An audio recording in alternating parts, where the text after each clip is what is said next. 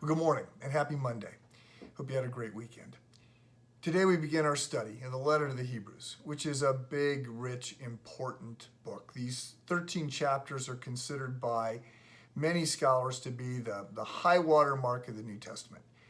They certainly are that in a literary sense. The Greek is very polished and very professional, and clearly it's a highly educated person writing them.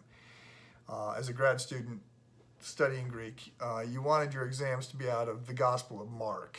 You didn't want it to be out of the book of Hebrews because it was so much more difficult to translate and to read. It's not just the literary style, it's its masterful use in understanding the Old Testament.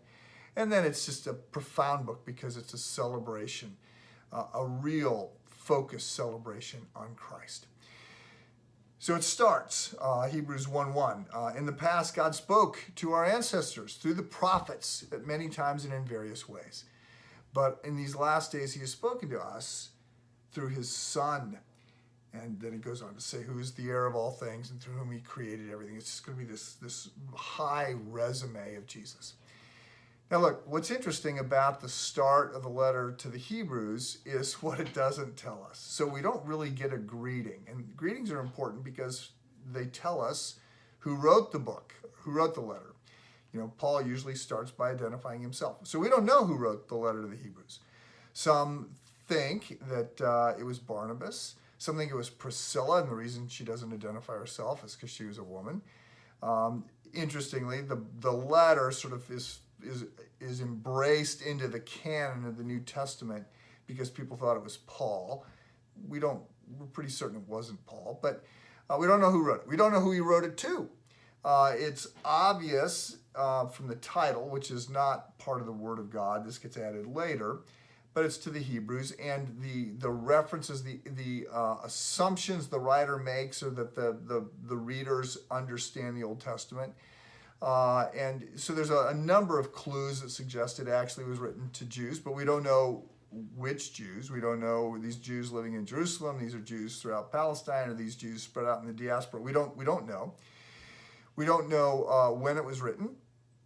There's reference to the temple, and because we know the temple is destroyed in 70 AD, it has to have been written before then. And we don't know why it was written. There's a reference to some big cataclysmic event. It'll come up in Hebrews 6, but we don't know, is this challenges from the Alexandrian Judaizers? Is this the persecution of Nero? Is this the heresy of the Essenes? We don't know.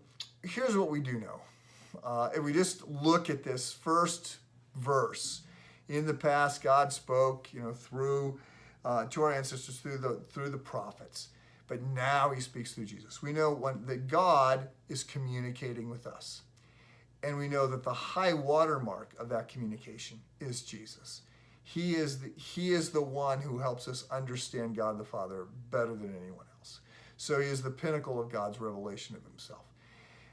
This is a great, rich, profound, deep letter.